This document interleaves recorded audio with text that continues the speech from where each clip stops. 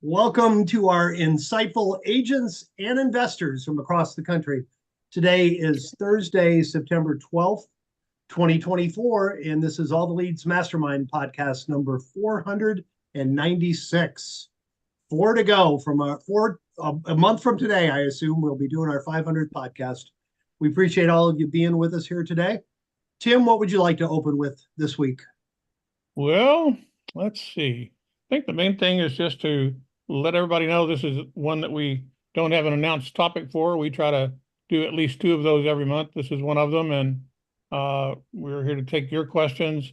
If you'll note at the bottom of your Zoom screen, there's a place for you to raise your hand. And if you click on that, just like Eric did just now, that will allow you to be recognized, and we will call on you and we will take your questions and look forward to hearing from you and go from there. And that's kind of the whole purpose of this is it's your call. We're here to answer your questions. If we don't hear from you, then we don't know what you need to talk about. And we can only talk about what we want to talk about. And Lord knows I don't need to hear any more of that. So we're very happy to hear from you guys. So please raise your hands and we'll go from there. I'm excited to see we've got people with their hands up already, and kind of we'll take it from there. Anybody else need to say something before we do take that? Bruce, you got anything you want to kick around first? Nope. Let's go to questions. All right. I'm having a problem getting Alyssa, can you ask Eric to unmute? There you go. Eric. Wonderful. Thank you, guys. Okay, so a couple questions. One is leaving messages, voice messages. When do we do it, and what do we say? What does it sound like? What's that sequence? And then secondly, I was thinking about adding some videos to my YouTube channel on probate. What videos would you recommend? Hey, Bruce, why don't you start off with that one, bud, if you would? Awesome. Okay. I like to stack my voice messages. So yes, leave voice messages. Otherwise, somebody that's ignoring you for months at a time never knows to call you back. So in general, I like to take an approach where if I'm going to call someone, I'm going to call them a couple of times that day. 2 times, 3 times, 4 times, your choice. But I like to call a few times that day. First call, no message. Second call, as long as my follow-up call, my second or third call is within a day, I'll leave a message on the last call in that kind of sequence. So let's pretend for a minute that I'm going to call 3 times today. I'm going to call you now. I'm going to call you in 15 minutes. I'm going to call you in an hour. And you guys do not need to follow that exact spacing, but as an example, I'll leave a message on the third call. And that message is going to be kind of generic. Hey, my name's Bruce Hill. Sorry for calling you a couple of times this morning. I was looking for Eric Gladish. I really don't know if I have the right Eric here. Took me a minute to try to chase down this number. Could you give me a call at 919 da da da da da da da? Pretty generic, pretty vague. I'm leaving room for curiosity to take hold, and then I'm just gonna move on, hoping that curiosity takes hold, and I get a call back. Now I realize that some people won't call me back. That maybe the generic, vague message doesn't work for them. So that's why later in a week, in a week or a couple of days, I'm gonna do the same thing again. 2, 3 calls. On the last call in that short sequence, I'm going to leave another message. Hey, I was looking for Eric. My name's Bruce Hill. I left you a message a few days ago. I'm sorry. I know you've probably been really busy, and I don't even know if I have the right Eric here. I always like to leave that little out, even if I do know. This was about the estate of Jane Doe. If you've got a second, could you give me a call back? So I stack a little tiny bit more meat or purpose behind the call in on that second message. Again, I'm not leaving a message every time. I'm just leaving a message the last call where I know it's going to be several days or several weeks before my next call. There comes a point in 3 or 4 weeks or a couple of months where I'm going to leave a more detailed message. They've proven to me that curiosity isn't going to take root. So I want to go ahead and a third message at some point in the future. And again, it doesn't have to be right away. It doesn't have to be in the first couple of weeks. It could be in a few months. I want to leave a message that says something along the lines of, hey, name's Bruce Hill. I left you a few messages back a couple of months ago. This was about the estate of Jane Doe. Hey, listen, I wanted to let you know that the only reason I was calling is because I provide a service to help families going through the probate process.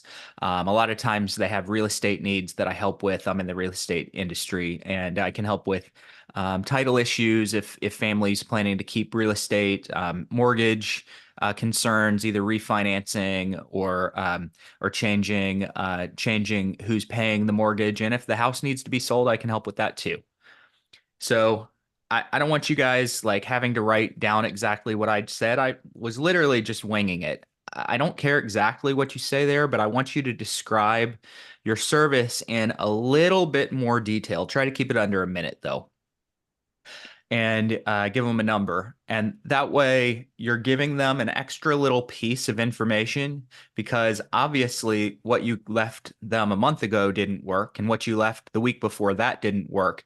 So I'm always trying to add a little bit of information to try to create a little bit more curiosity for the person that didn't call me back after my previous messages. So that's kind of how I do that. And I don't leave a message every time. Bruce, he asked about videos also. I have a comment on that, but you want to go over how you would differ if you were leaving a video? So he was talking about videos on YouTube channel. Yes. I think one of the most important videos you can put on your YouTube channel, not the most important, you should have dozens eventually, but interview your attorneys on how to get through probate and what kind of service they can provide to people that are going through probate, or how to avoid probate altogether, what to do with real estate. So have an interview with some of your vendors. That's one of that'll knock out a bunch of videos for you. If you interview a couple of attorneys, a couple of estate sale companies, a clean out crew, an insurance agent, pick your vendors and have a talk with them and load those into your YouTube channel. That's going to be really good for your channel. And Bruce, I think this is probably a different type of video, but in the past, we've had subscribers tell us they had pretty good success with standing in front of their courthouse. Like if you're in Seattle, maybe you want to stand in front of the Space Needle, but stand in front of a recognizable building in your market. I go on Facebook all the time, and good news for safe drivers in Plantation, Florida. It narrows down. If they see something that's specific to their market, they know it's not a nationwide generic ad. Is that a YouTube video, or is that something you're going to directly send out to subscribers, or both? I think it could be both. I think it'd make a really good YouTube video. It would, especially if people are Googling probate court in Miami, Florida. I would also consider sending it out as a text or an email. I never have, but I would consider that. I think that'd be a good idea. Yeah. Also super easy to make that into a reel and use it on Facebook. Facebook's tools have gotten so easy. If you have any kind of video at all that you've done, you can pop it into a reel and easily make 1:30 seconds out of it if you kind of keep track of your time, and it'll just start getting shown to people that are, in your sphere of influence or any other thing. But I think this probably lends itself more to a somewhat bigger discussion about kind of branding and what you want to be seen as and all of that. There's a lot to this. Your idea about putting yourself in front of a recognizable item, I think it's a really cool idea. I see a couple of other hands up here that I want to hear, and I want to get to Kenita and Roger and Coley in a second, but Bill's on, and I want to hear from David as well. So Bill, what were you going to say? I assume you want to talk about that. Unmute yourself there, bud. Yeah, so I just want to say what Bruce said is excellent.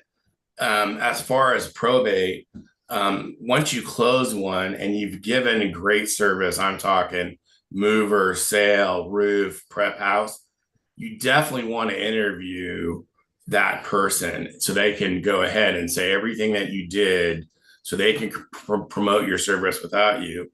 And then the other thing is I would think of probate trust California more like 5 stages. I just quickly wrote what's the strategy, what's the plan of getting the house sold, schedule your solution providers or your vendors or whatever service they wanted, like Bruce mentioned, organize the personal property, because I don't know about anybody else, but I find that to be a very time consuming labor thing. And prep the home for sale, which is what you're going to do, and then market and sell it. But I'd also talk about everyone that's inheriting the property, getting them together and make sure they have a plan, and then also examining the market just before you go on the market. Because in California, it goes up, it goes down. It is really crazy right now. Right on. That's awesome. Totally agree. Make a plan for your YouTube content. You could come up with 100 videos to do, but make a plan and take it in baby steps. Yeah, and I think Alyssa, I also want to make the point. I would like to make maybe not next week, but certainly the week after that. Let's spend a session and let's throw a bunch of marketing into this and get some tips like this so that we can begin to deal with that as a pretty regular thing, because it's becoming more and more important and the tools are just better and better all the time.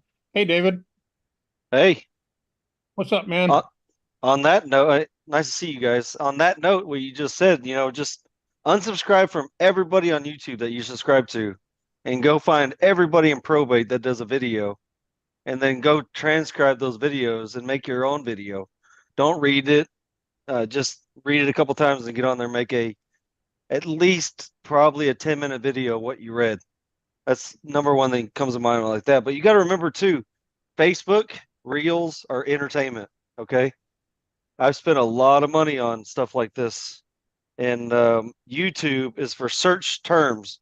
So if you're going to have a video of a courthouse, Tarrant County Courthouse, for me, it's going to show up better on YouTube. The attorney videos that you interview an attorney like Bill does, it's all about, you want to be found and you want to be the celebrity to their problem. You want to be the celebrity to their problem. So if they have a problem, you're the solution. And if they find you on YouTube before they need you, and you're sending them letters and you may be calling them, leaving them voicemails, and they keep seeing your video, it's all going to come around. Eventually, you can't really pinpoint when they call you, but you'll get more calls. And then real quick on those voicemails, I've been leaving long voicemails because I know my target audience is over 65, and I know their phone is real big, their text on their phone.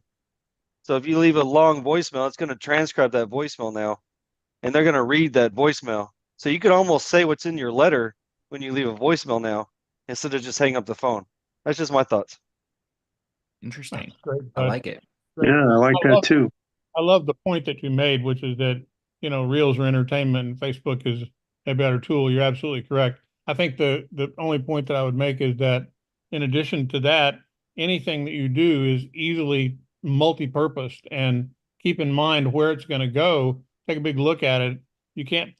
Sometimes you can get a really long thing that you can throw into a reel, and I'm not the best person to offer great advice there. I've done some, but I think we need to come back and say anything that you can put out there is branding. What you just described is the reason that, I don't know if you see it in Tarrant County, but in our market here, there are 4 attorneys that are constantly doing, personal injury accident attorney stuff and spending millions of dollars a month to brand it, to do exactly that, so that right place, right time, Morgan and Morgan is going to be the people you think of, or attorney Dan Newland, or whoever it is, and I'm citing the ones here in Florida. They're just branding. And what you're doing, what Bill said, is that you're branding yourself. You're being known as that probate guy. You're the celebrity to the problem.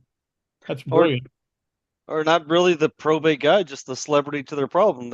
Whatever their need is. It's like when you buy unfortunately, I bought some things online on Facebook through I've had a little extra money, so I bought some shoes here recently, and the damn thing follows me around now. You know, it's like the same. Sorry, my language, but it's the same thing. It's I think it's every 90 days that you need to re-engage with somebody to keep in their retargeting. Mhm. And if you think about the retargeting aspect of all this, is that you got, if you're going full circle with this, letters and phone calls and YouTube or anything you're doing to market to them, you want to be in their retargeting. And it's very cheap to do this. If you're buying data from you guys, and it's, let's say after 3 months you have 6,000 data points. After a year, you're gonna have 60,000 data points. And if you could just re-engage those people, especially the CMA leads, the ones that the spouse lost somebody most likely in the same house, they're going to come back to you. It's amazing how the process will work if you just spend a little bit of capital. Hey, Bruce, I know we got 3 people with their hand up, but I've refused to subscribe to TikTok, but my wife has had you come up on her TikTok 3 times in the last month. So I'm just curious, how is that working out for you? I'm just curious if you're having good success with it. TikTok is much better, in my opinion, is much better for the people that you have in your phone or that have you in their phone. So if you're going to use TikTok, maybe you get lucky and you go viral and people from all over start finding you and watching you. That some of you might have the skill to be able to do that. I don't have the skill to be able to know how to make my TikTok videos go viral. But if somebody has interacted with me on the phone, I'm going to show up for them. So if you're doing calls and maybe you're getting people to save your number, then I think TikTok or Instagram is an absolutely amazing way to do it, because TikTok and Instagram are going to send your videos to the people who've engaged with you on the phone, especially if they have a cell phone in their hand. So I'm a fan of that. It's hard to say how it works, other than the fact that I've got someone that I coach that does not do probate, who started in real estate about 3 years ago now. And immediately we started coaching like on day number 1. And he started doing video, and his videos were not good. I watched his videos for about a year and they weren't good, and they got progressively better and better and better, but he was consistent with it. And I talked to him 9-10 months ago, and he said, Bruce, you'll be shocked. I've got 11 deals that are coming up in the next couple of months, 11 listings, all from my TikTok and Instagram business.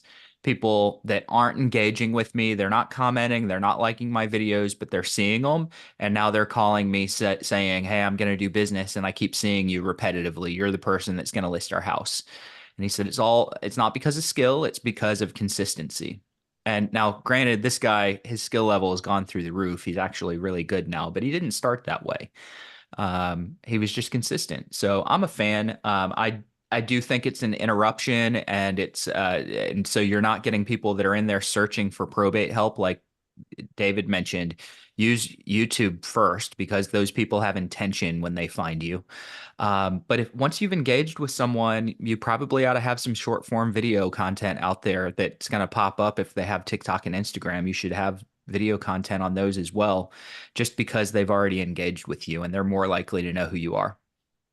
And if I you're made gonna, one video real quick. I made one video of a ladybird deed, and I swear it gets over, I'll check it out, but it gets over 1,000 clicks a month, and I don't even market it. It's amazing. And people call me thinking I'm the attorney, and I'm interviewing the attorney. Yep. Yep. well, and that's the beauty of it. The only thing that I would say is, as you do this, begin to track, you get your time doing this. You'll see ads that are running around on YouTube, on Facebook, on places like that. People say, I did 100 videos in 30 minutes. And, there are tools that are out there that do that. And, you want to make sure that you're, don't fall for the latest scam that's out there. But to what Bruce said, they don't have to be great. They have to get there. They have to get their attention, and they'll learn. And I'm familiar with the story that Bruce just told. He's told it before, and I'm sure since the last time I heard that story, I bet the guy's quality has gotten better and better, but so have the tools. And that's the crazy part about it, is that the tools are making this easier every time. I was shocked the other day that I wanted to put something out about something that my wife had done. And I wanted to put something out about the goat stuff that she's doing with the baby goats. And I looked around to find something, and I just happened to have a video. And, Facebook said, oh, why don't you turn that into a reel? And I'm like, well, I guess I could. What would that take? Push this button. I'm like, oh, all right, I'll do that. And it was a reel. Where do you want to put it? I mean, it just walked me right through it. I didn't have to have any skill at all. And so, I mean, it's just getting better and better. So, but make sure you track your time, because to Bruce's point, to David's point, the value of that is that your cost to do this is so small, and it's so many impressions that you get for next to nothing. It's a great investment of your time. And like we say in everything that you do, make sure you track your time. It's the only commodity you've got that you got to make sure you track, because you want to spend it wisely. Hey, I want to get to some of the other people here. Kanita, go ahead, unmute yourself there, and what can we do for you? Hey, yes. Question. I'm doing divorce. So piggyback off of what y'all said as far as with videos, since it's more sensitive, I'm sorry if my son making a lot of noise, but as far as it being sensitive information, how can I convey that information to them since it's sensitive timing? And also my next question I have, I stopped calling people last week because I got an interaction from a lady that I was not even trying to get in contact with. It's supposed to have been for the husband, but I think the girlfriend had picked up the phone and it caught me off guard. So how can I get her, or how can I get a person off the phone that I'm not really trying to talk to, if that makes sense? Hang up. I thought about it, but it was like she caught me off guard. I called the wife, left the wife a voicemail, called the husband. Of course, I always get people that pick up that's not the person. And I would say, hey, my name is Kenita James. Try to leave a voicemail for this person. Well, leave a message for this person. Sensitive information. I'm with EXP Realty. Just let them give me a call back, and I insert in my telephone number. She just went off on me saying like, hey, my name is on the deed. So in my mind, because I noticed that I get different letters that have like the same number for both couples, I was like, well, are you the wife? And from there, it just spiraled. And it was like, oh. And ever since then, I she was stopped on the calling. deed. She was on the deed for the house that was jointly owned by the husband and wife, but it wasn't the wife. Yeah, she was like, what wife? And I'm like, oops. Yeah. And she kept asking a whole bunch of questions. Where you get the information from? How you found this? I said, it's public record. I go to the courthouse. I pull up the information. I'm sorry. I was just trying to leave a message, and I stated who I was. And she's like, my name is on the deed. He cannot sell. What wife? And I said, hey, are you in Chesapeake, Virginia? And she's like, oh, you have the wrong number. We in Tennessee. Of course, I got all the message and all the emails and stuff that y'all send out, so I know exactly y'all at. But it's like, how can I get the person off the phone without saying too much, if that makes sense? Well, I think I have the wrong number. yeah, I think I have the exactly. wrong person. I'm not sure. I'm just calling to find out. And that may be your exit to get out. Yeah, Yeah, I had that happen when I was making my probate calls. You'd get the wrong John Smith, and I would just say, "Oh, geez, obviously I got the wrong John Smith. Very Yeah, and sorry to bother apologize. you." And by the way, as long as I got this John Smith, did you have any interest in selling that property? You might as well. Nothing going between you and your husband. You guys, everything okay between you all? Maybe I could recommend a therapist. Kenita, I would also add to that is don't get discouraged about continuing to make your calls. I've oftentimes had family members that have led me to the right person. So if it's the wrong person, like everyone is saying, bow out graciously. Just, I'm so sorry. Clearly, I must have the wrong number, the wrong person. I do apologize. Certainly don't want to take any more of your time. Thank you. But again, going forward, there will be many times that our family members or somebody that's going to connect you to the right person. So Right. dial all those numbers. Don't just dial the first number or the second number, go through all of them. I can't tell you how many times it was the last number on the list that was the person that answer that got me in touch with the right person, with the right Mhm. PR or the right contact. Yep. Absolutely. Absolutely. Kanita, I want you to go back after this call and listen to the beginning when we were talking about the voicemails that I was leaving for probate. Okay. So the same principle, the same idea is going to apply on divorce as well. Hey, listen, I am looking for a Kanita James, but I really don't know if I have the right Kanita. My name's Bruce Hill. Here's my number. If there's any chance you could give me a call back, I'll explain what I'm calling for. Now, that's a voicemail. That's a voicemail. You got someone on the phone. I want to treat your opening the same way because I've called people that was Jane Doe related to John Doe, and I've said, "Hey, I'm calling about the estate of John. What are you talking about? John's sitting beside me." And my response at the time, just because it caught me off guard, is I guess that's a relief. Okay. So, but you're gonna catch the wrong person sometimes. It's easier to apologize when you've let in, like, I'm not 100% sure. I've been trying to find a Steve Carney, and Steve, I have no idea if you're the right Steve. There's a lot of you guys with the same name around here. I've said that on openings before. Normally it breaks down barriers and gets a little chuckle and then say, are you by any chance related to Jane? Yes. Okay. Are you the same couple that maybe owns the property at 123 Main Street? Yes or no? Because there could be more than a married couple with the same name match in your area. There probably are. So I like to lead into it that way. And once I've got their curiosity and I find out that they're the right people, then I'll just mention. And I handle probate like circle prospecting. I typically don't mention divorce. So I'm in the local area. I work with buyers in the area that are looking for homes in that area. I have this special listing program that does X.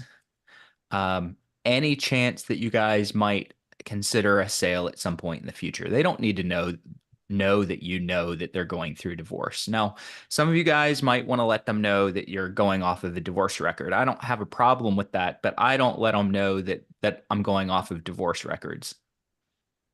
I just want to also add to that, Bruce and Kanita, is that when somebody will say to you, like, where did you get my information? I mean, in all honesty, everybody's information is public knowledge these days. Like, as much as you could be private, it's almost impossible. So you can kind of like chuckle about it together and say, like, where did you get my information?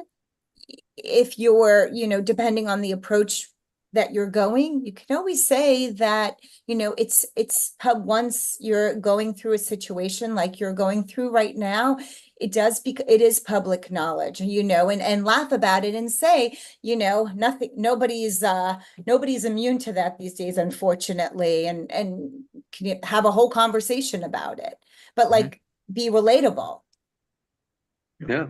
So it's not so stiff and rigid. It's more like, yeah, look, maybe I'm completely wrong, right? So it's not about getting it right. It's just about having a conversation. And I think the biggest point there is you've got nothing to be afraid of. Yeah. It's not a lightning strike. It's not somebody's coming after you because you said something wrong.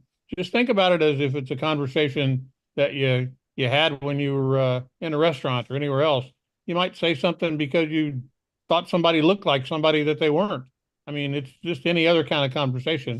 The only issue is that with this is that in both probate and divorce, you're dealing with, sensitive subjects. And so you just need to be a little bit more aware and be prepared, but, never hesitate to say, oops, must have made a mistake, and terminate the call and don't worry about it. Move on and, move on down the highway. There are a lot of other options that you can find, and don't take a lot of time and worry about something like that.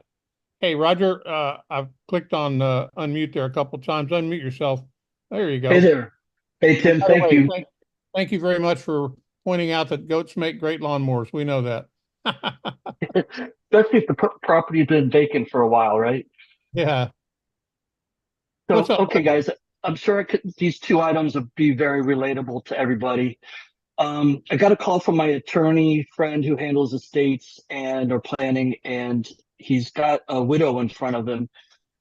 And she told him that she was thinking about selling by owner. And he's like, oh, no, no, no, let's get Roger on the phone. So he gets me on the phone. I call her back a couple days later when she was available. And long story short, spent 45 minutes listening to her life history, which was great. We got to bond a bit. But her situation is she's super emotional and I'm super logical. And I'm trying to help her around the idea that all of the boxes that her husband put into their condo from their storage unit before he died last year, there's ways that I can help her get people to help her go through it.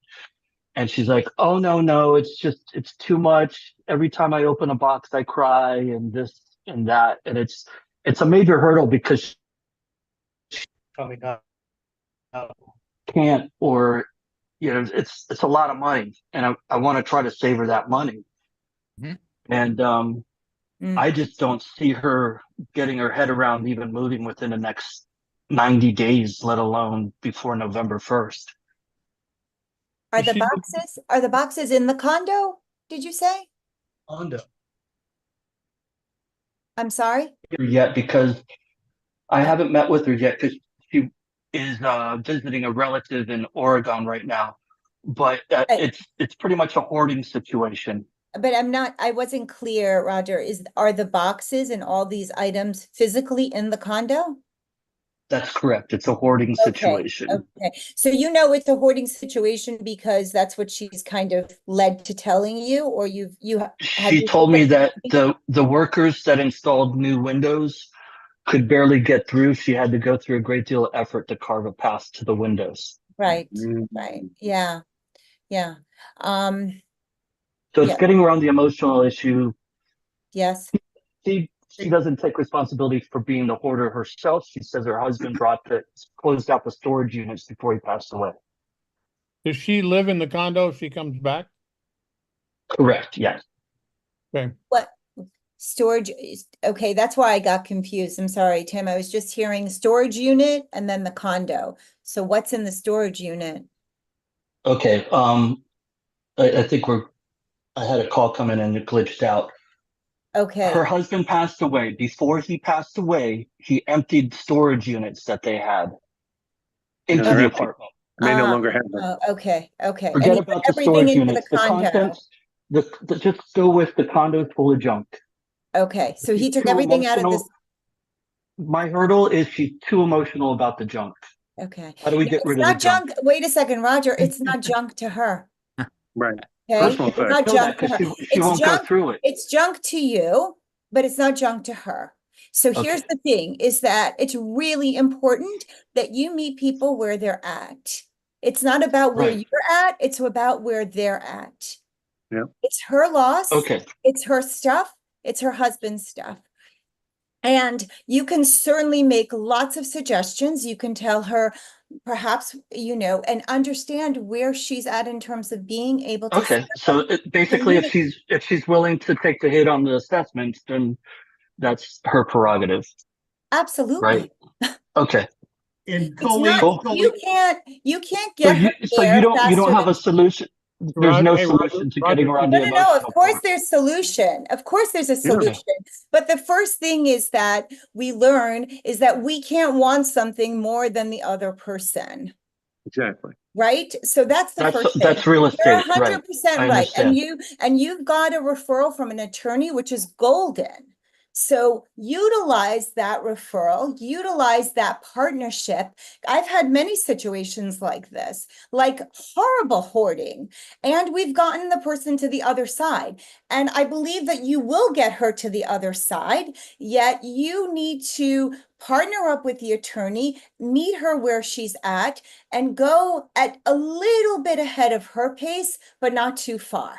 Because ultimately she's not going to move any faster because you want to get there faster and because you think she's losing money. It's an emotional situation, and you can suggest, let's get the stuff back to a storage unit where you could go through it as slowly as you want, and make those kind of suggestions, but partner up with the attorney, and if they know more information that could help, and move at that pace, make suggestions. But I just think you need to, drop it down a little bit.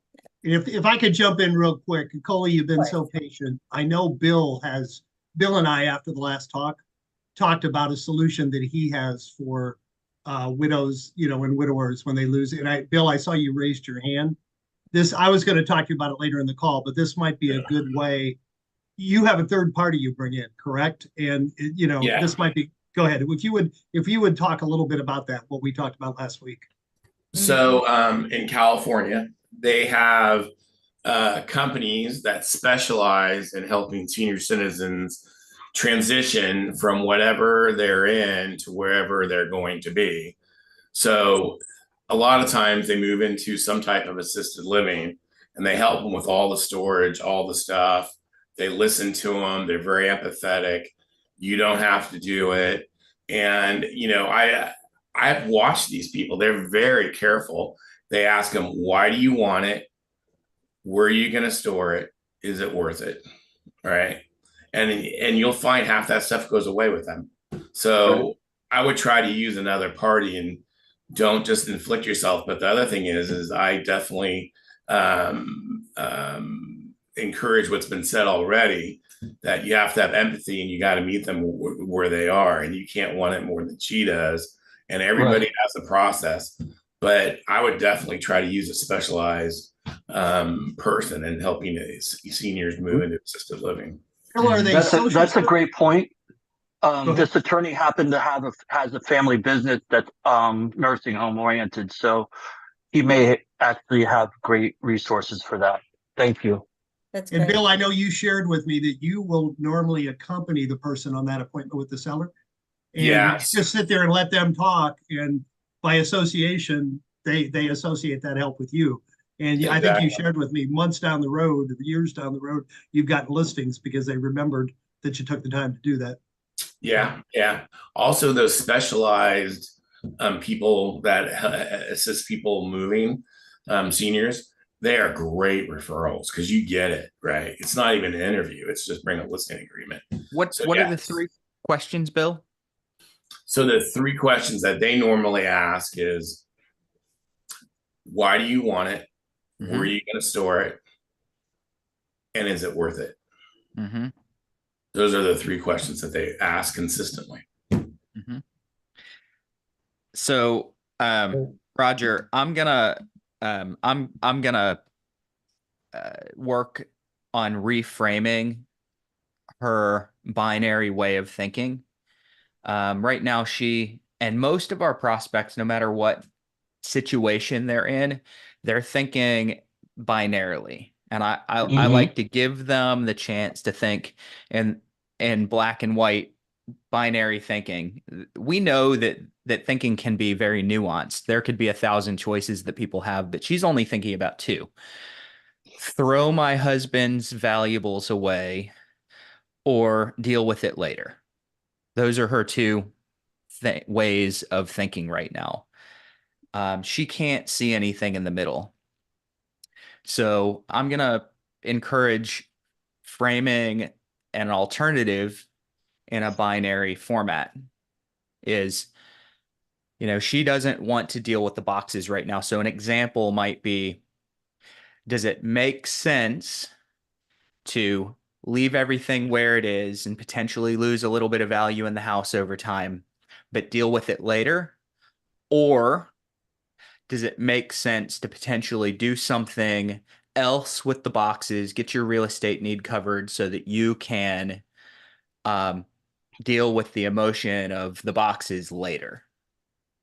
So shift her way of thinking. She thinks that she can't do anything with the house because of the boxes. We know that we can always do something with those. So you want to ask her a question that where you know you kind of know the answer that she's going to give beforehand. And she gives the solution. That she probably hasn't thought about. Okay. And instead of of her just seeing those two options, or I have to deal with this and I'm not ready to deal with this right now. Now maybe she has a way of dealing with part of it without dealing with all of it. Baby steps, right? Yeah. And then also that's great advice. And the main problem, I don't know if I touched on it exactly, is that when I offered her to provide the service to somebody helping her go through it, she said it was too private and too emotional. Mm-hmm. So She's not ready. yeah, She's not ready for that. right. I Okay, think and then Eileen my said it second best. question, if we have time, is that what about a surviving spouse that doesn't have a life estate? Maybe it's a second home. How to approach those in a delicate way of finding out if she's willing to sell or he's willing to sell. Roger, before you go, let me ask you one other quick question though, about the one you were just on. Please. Do you Thanks, Tim. know she needs to sell the condo? Does she need to sell it? Well, she does, because she can't really afford the hit. She could spend the money, but it's $11,000 the next assessment. So, and she said she was committed to selling the property. We didn't bring it up. The attorney didn't bring it up. She brought it up that's what she was seeing was her out to get away from that assessment, because she's already paid over $30,000 in assessments. It's an old building, waterfront. When is that assessment? When is that assessment? November. Okay, well, because if you said that, I missed that part, and so you've got a working point there that is a big factor in all of this, and you could also apply the thought about helping at least get the box moved into alternate storage and avoid that $11,000 if that could happen. I mean, if you've got financial pressure that's there, you don't have to apply it; it'll apply itself. And if it needs to get done, then maybe having the attorney help make that case to her may be very helpful. You're doing it as very mercenary. You look like a mercenary guy. You just want to, get the listing and get it sold and all that, but let the attorney do the work for you. And that's kind of the same thing Bill's saying. Let somebody else do the dirty work for you if you can, and have somebody else, say the hard things if they're a challenge for you to go do. But that's a big issue there. That was why I was wondering if she needs to sell it, you've got a fuse, and that's kind of important. So that's Yeah. kind of Right. Tim, Bill- I'm sorry. Yeah, go ahead. Yeah, I just want to say, I think she does. I mean, based on what you're saying, Roger, the assessment, but also at the beginning, you mentioned that she told the attorney that she was going to sell it for sale by owner, right? Yeah. Yeah, so that's also telling you that the finances are really important to her. She's probably just trying to save on a commission or something like that. So Sure. it's definitely a big point for her. So honing in on that in the savings Yeah. What other reason because could there be for selling? She's off visiting with a relative, so she's not working, so she doesn't have an income coming in. She may not be able to afford the condo payment as well. So I'm just saying, I think you've got a lot of cards to play there. You may need to deal with Coley. We're gonna get to you in 1 second. I promise. Just hang in there. Bill, you had one last thing to say, bud? No, I was just saying exactly what you guys just said, but I think you should take a different approach. Time is on your side, and the service will become more obvious as time goes on, as she gets under pressure. So I would not be the assertive realtor. Believe me, I am an A+ personality. I want to attack all the time, but it's not, especially in probate, that is not the personality that wins. Exactly. Right. Even if she lists today, she may still be looking at that November payment. Yeah. Hey, Roger, we're going to come back to you. Coley's waited a while, and I'm going to Awesome. Thank you. Take Coley's question now, and then we'll come back if we got time. Coley, go ahead, man. Hey, how's everybody doing? Good. Good. Yeah, so my question is, I have an upcoming seller appointment and the seller wants to sell as is. Unfortunately, they haven't been appointed as administrator yet, so I'm wondering as far as what type of forms can I bring besides the comps? How do I kind of calculate my as is cash offer? I plan on bringing like a repair checklist as well and kind of notating different things. So more of my questions are how to navigate an estate that hasn't been an administrator appointed and crafting my as is offer. Basically, how can I really execute or master the seller appointment?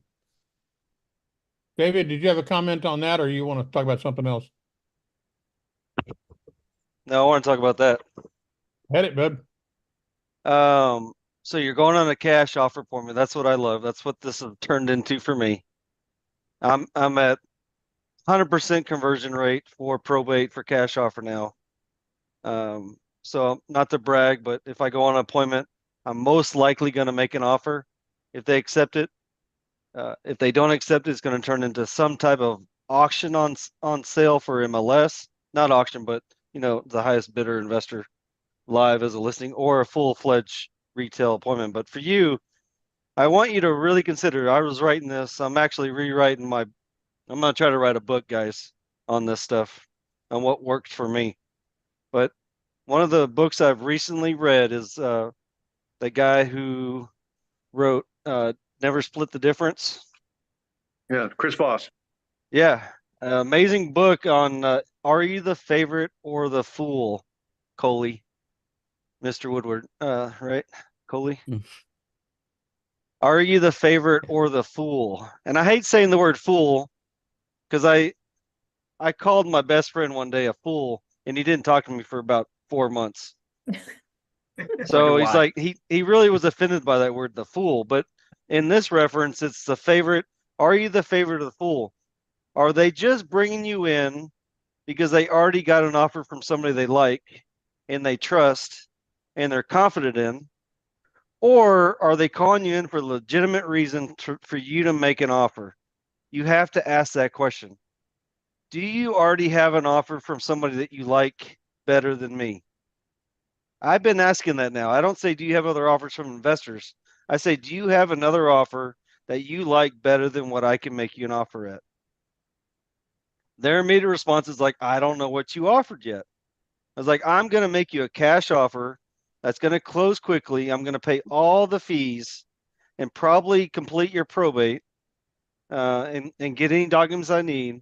But I'm going to actually close on the deal and buy the house. That's my offer to you. But I need to see the house first. So, there's a workup to get there. And you already said he already invited you, but you got to figure out if you're the favorite or the fool. If you're just going out there and they're just trying to get a number from you and you leave without making an offer, then you become the fool. This goes back to every appointment that you ever had. Is it a listing appointment? Showing homes as a buyer's agent? I don't know where you started in your career, but that's where I started at the bottom. He's a wholesaler. Yeah. And you got to, I don't know if I answered your question, but going on a cash offer appointment, you got to be ready to monetize that appointment. Either you're going to make a cash offer for 70% minus repairs, and you're going to explain why you're making that offer to them, and you're going to ask them what they need from this offer to make it work. I just won a deal that there was probably 10 investors there, but she says the only reason we called you back because you offered us a lease back. And you did not rush us to making an offer that day. One guy said, you got to make an offer in the next 5 hours or my offer is going to go up or increase or reduce or whatever.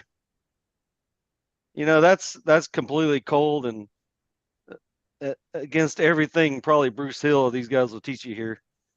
But yeah, it's like, no, it's like I was dumbfounded. I was like, oh.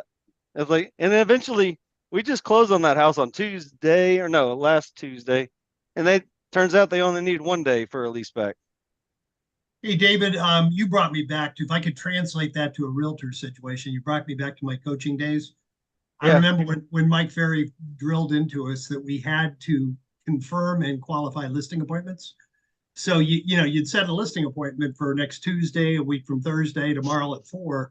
no matter when the appointment was, you had to call back just before the appointment and say, hey, I just wanted to confirm, we're going to meet tomorrow at 4. Hey, quick question for you. When I come out tomorrow at 4, if you like what I have to say and you're comfortable, working with me, are you planning on listing with me tomorrow at 4? And you would get answers like, well, it depends what the other 3 people have to say. Yeah. Or you'd get answers like, and so you'd find out, if what the chances are you're going to be a fool. And I used to get, well, yeah, of course we're planning on listening to you. I wouldn't have had you come out otherwise. And boy, that was nice going out there. That's nice. Yeah. Knowing you got the business. So it was hard at first because you were afraid they were going to cancel the appointment. But Yeah. boy, myself and our agents' efficiencies went way up once we started to ask that question. And you can do the same thing as an investor. If you're comfortable with what I have to say and you feel like you can trust me, are you planning on signing the contract tomorrow? Are you planning on let me buy your house? Same thing. So it applies to realtors equally. But you're also balancing that you're not trying to obligate them to your offer either. You're just trying to, you're helping yourself by getting a good deal, but you're also helping them get to a resolution that they need quickly. Yep. And back to if you're going on a cash offer, you've never been on a cash offer, always leave a cash offer. Have a conversation with them. Like, say, this is my offer. Okay. It's going to be in my hand the whole time I'm at that appointment. It's going to be rolled up like this. So they know that I have an offer in hand. I have the paperwork in my hand. I actually learned this from Liz. I used to not do this years ago. And she's like, we need to leave an offer. We need to leave an offer. So for the last 5 years, I think the reason why we win more cash offers because we leave something to them. We don't DocuSign to them. We don't send it to them by email afterwards. It's in their hands in a purple folder with the comps. I explain the comps to them, the repairs. I don't go over everything because they're not going to read it. I just say, hey, look, there's every sale in this neighborhood in the last 2 years. You can look at the value, what we're making the offer at, what we're going to sell it for. At the end result, I'm going to sell this house for $300,000. I need to buy it for $150,000. But you go into great detail why you need to buy that house for $150,000 or whatever number it is. It's just, I hope I've answered your question, but it's gosh, man, I love cash offer appointments now. I look for one a week.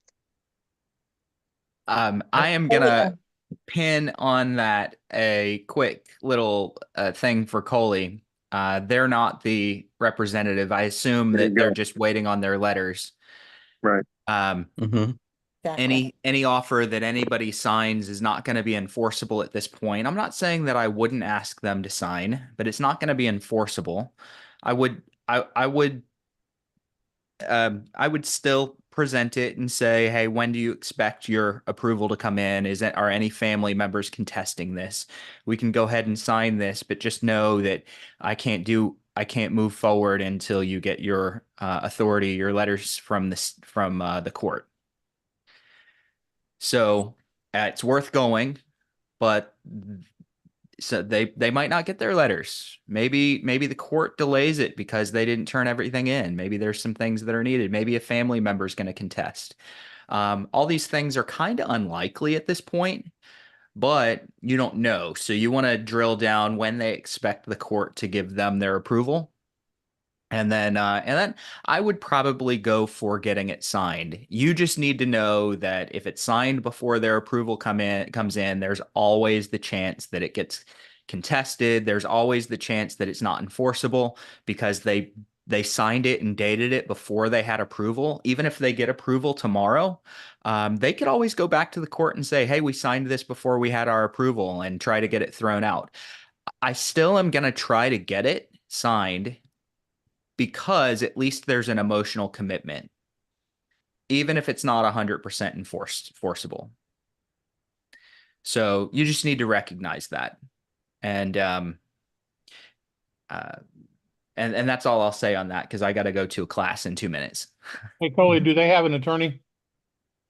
Yeah, they do. And as far as answering Dave's question, I believe I am the favorite. I've been working with this family for a bit, and for Bruce's feedback, do I provide like a letter of intent? I'm in California as well, and they're anticipating the letters of admin by the end of the month. Bill? I think I would go ahead and get something signed. Mhm. A letter of intent would work too. You could sign, they could sign a letter of intent. Sure. And if you've been working with them that long, then the chances are pretty good that what you're trying to do is make sure that they feel obligated to you. It's really, whether it's enforceable or not, you're establishing that degree of obligation that you have nothing in writing. If they sign it and they think they've obligated themselves, you're home free. Even if you need to replace it with a different agreement, you'll say, hey, well, this will now give us something that will make this happen. So just replace it with a legit agreement when you're done. When they do Right, get once they get the letters, right afterwards. Okay, Roger, obviously, I'm glad we did answer your question. It's very gracious of you to say we'll get to you next time. Thanks a bunch. It's been a great hour, and we're doing a good job of kind of keeping these where they need to be. And Jim, why don't you thank everybody and send us home there, bud? Absolutely. Great crowd today. Incredible participation from, and especially some really seasoned veterans. Great questions. I want to thank everybody for being here. I want to particularly thank Eric, Kanita, Bill, Roger, Coley, David, Bruce, Aline, and Bruce. I don't know what Bruce, I thanked you twice for some reason, but I want to thank everybody who actively participated. And I want to challenge each of you, take one great idea, because there were a lot of them that you heard on this call. Go out and put it into practice, and please come back next Thursday and share the results with the group. Have a great week, everybody. Same time next Thursday. Take care.